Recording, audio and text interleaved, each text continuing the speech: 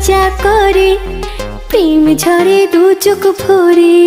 বুকে বড় দমন ফিরবে ঘরে, ঘুরবো এবার সুখে।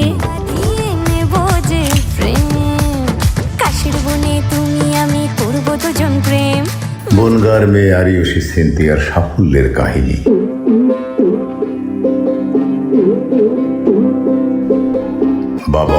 তার বাবা এবং মা উভয়ই তাকে শিল্পের পথে চলতে সাহস জুগিয়েছেন।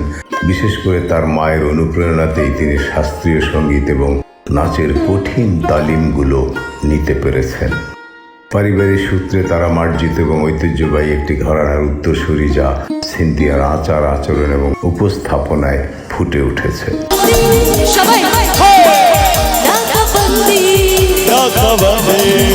শিক্ষা জীবন, এডুকেশন।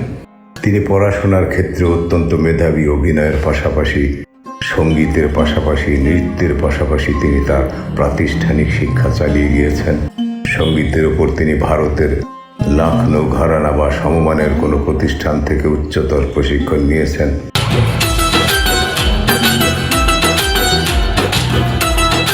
নৃত্য তার রয়েছে প্রাতিষ্ঠানিক সার্টিফিকেট, যা তাকে একজন দক্ষ নৃত্যশিল্পী হিসেবে প্রতিষ্ঠিত করেছে। বর্তমান কেরিয়ার প্যাথ। তিনি শুধু একজন গায়িকা নন, বরং একজন দক্ষ নৃত্যশিল্পী হিসেবে স্টেজ শো মাতিয়ে রাখেন। তার জনপ্রিয় গানগুলোর পাশাপাশি সোশ্যাল মিডিয়ায় তার ডান্স ভিডিওগুলো লক্ষ লক্ষ ভিউ পায়।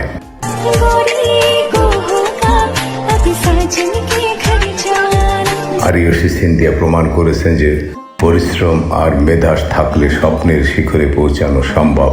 তার এই পথ চালা আরো দীর্ঘ হোক, এটাই আমাদের কাম্য। আপনাদের কাছে সিনথিয়ার গাওয়া কোন গানটি সবচেয়ে প্রিয়? কমেন্ট করে আমাদের জানান।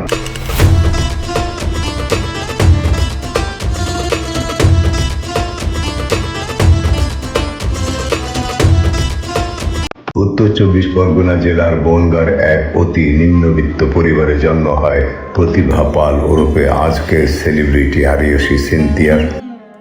ছোটবেলা থেকেই চরম আর্থিক সংকটের মধ্য দিয়ে এক প্রকার লড়াই করে বড় হয়েছে প্রতিভা ওরফে আজকের আরিয়সী সিনথিয়া। জীবনে পথ চলা শুরু হয়েছিল নাচ থেকে, তারপর গান, তারপর ইউটিউব। এভাবেই একের পর এক ধাপে ধাপে এগিয়ে চলেছে তার জীবন ঘড়ির স্বর্ণময় সময়গুলি।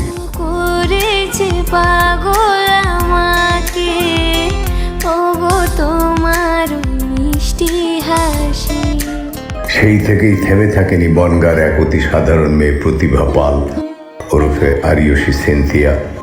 যতদিন এগিয়েছে ততই যেন তার সুনাম ও খ্যাতি সারা রাজ্য তথা দেশব্যাপী প্রবলভাবে খড়ের গতিতে ছড়িয়ে পড়েছে।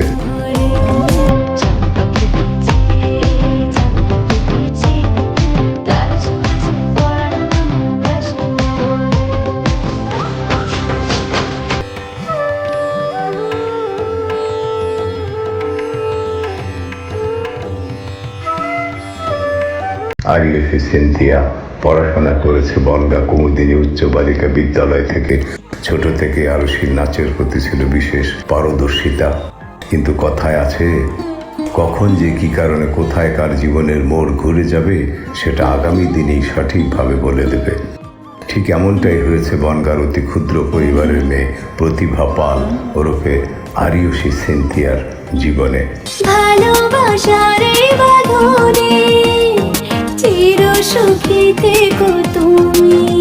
হ্যাঁ বন্ধুরা, এই যখনই বনগাঁ, চাঁদপাড়া বা 24 পরগনার কোনো শিল্পী বা কোনো গল্প, কোনো কিছু নিয়ে আমি নাড়াচাড়া করি বা কারো কথা বলতে যাই, আমার মনে পড়ে যায় 1971 সালে আমি পায়ে হেঁটে ভারতে গিয়ে মুক্তিযুদ্ধের প্রশিক্ষণ নিয়েছিলাম এবং প্রথম যে শরণার্থী ক্যাম্পে আমি উঠে আমার নাম লিখিয়েছিলাম সেটি ছিল 24 পরগনার বনগাঁয়ে। বাংলাদেশি অনেকগুলো হিন্দু পরিবার এবং বেশিরভাগই তারা পাল। তারা বনগাঁয়ে যে আত্মীয় স্বজনের বাড়িতে উঠেছে, ঘর বাড়ি করেছে, নাগরিকত্ব নিয়েছে। বলতে গেলে কয়েকটি গ্রামই রয়েছে যা বাংলাদেশ থেকে যাওয়া।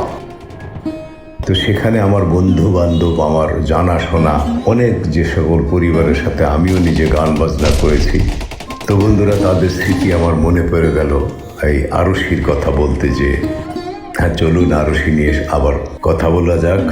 সোহাগ মেখে পরাণ আমার জাগিল রে।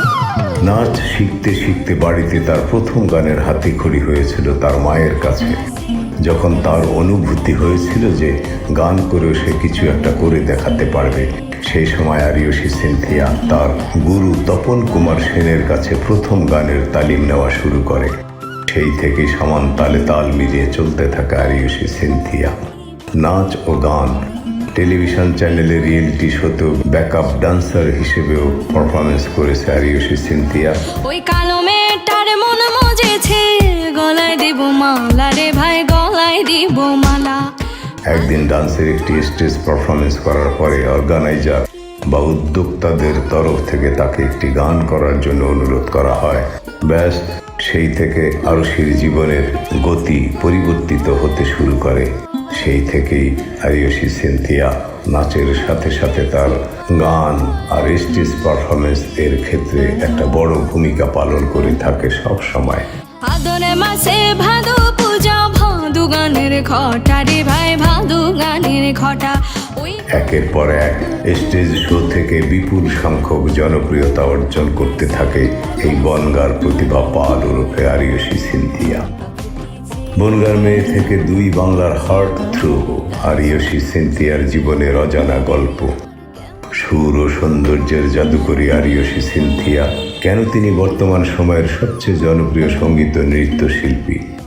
কথায় আছে, যখন কিছু নিজের থেকেই ভালো করার অনুপ্রেরণা সকলের সামনে প্রস্ফুটিত হয়, তখন পেছন থেকে সেই অনুপ্রেরণাকে সাধুবাদ ও উৎসাহ না জানিয়ে কিছু সংখ্যক মানুষ কুৎসা রটাতেও পিছপা হয় না। ঠিক এমনটাই আরশির জীবনে ঘটেছিল, সে ব্যাপারে বলাই বাহুল্য। অদম্য জেদ আর ইচ্ছা শক্তির কারণে আজ আরশি সিনথিয়া তার নিজের জায়গায় এক প্রকার প্রতিষ্ঠিত হয়েছে, তেমনটা নিঃসন্দেহে বলা যেতেই পারে।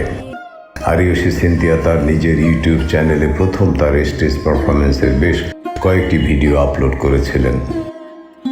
ইউটিউবে তার ভিডিওগুলি বিপুল পরিমাণে জনসমর্থন পেতে শুরু করে, একই সাথে সাধারণ মানুষের মণিকোঠায় বিশেষ স্থান অধিকার করে ফেলে। বর্তমানে আরিয়সী সিনথিয়ার স্টেজ পারফরমেন্স মানেই প্রথমেই আসে তোদের জ্বলবে আমার তাতেই চলবে। এই জনপ্রিয় গানটি এ যাবৎকাল পর্যন্ত মোট প্রায় 8 কোটি মানুষ শুনেছেন।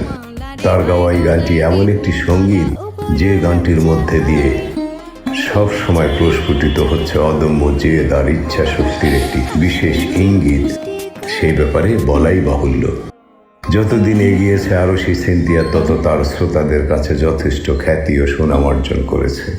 এই মুহূর্তে আরিয়সী সিনথিয়ার ইউটিউব চ্যানেলের সাবস্ক্রাইবার সংখ্যা আনুমানিক 1.24 মিলিয়ন এর কাছাকাছি। এমনকি ফেসবুকও তার জনপ্রিয়তার প্রায় 2 মিলিয়ন অতিক্রম করেছে।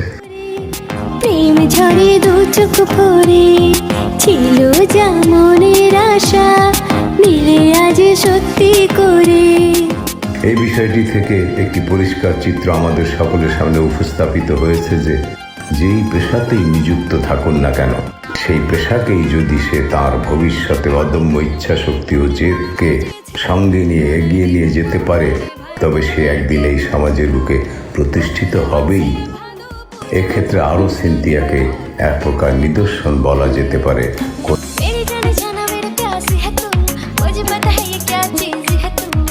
বন্ধুরা, এই ছিল সম্প্রতি ভারত, বাংলাদেশ, আসাম, ত্রিপুরা কাঁপানো সুর, সঙ্গীত, নৃত্য আর মিষ্টি হাসি দিয়ে মাত করা 24 পরগনার কণ্ঠশিল্পী, নৃত্যশিল্পী আরিয়সী সিনথিয়ার সংক্ষিপ্ত জীবনী।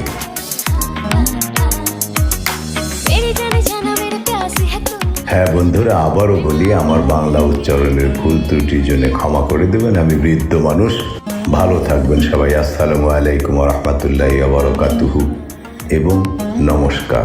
সব শেষে সবাইকে ধন্যবাদ।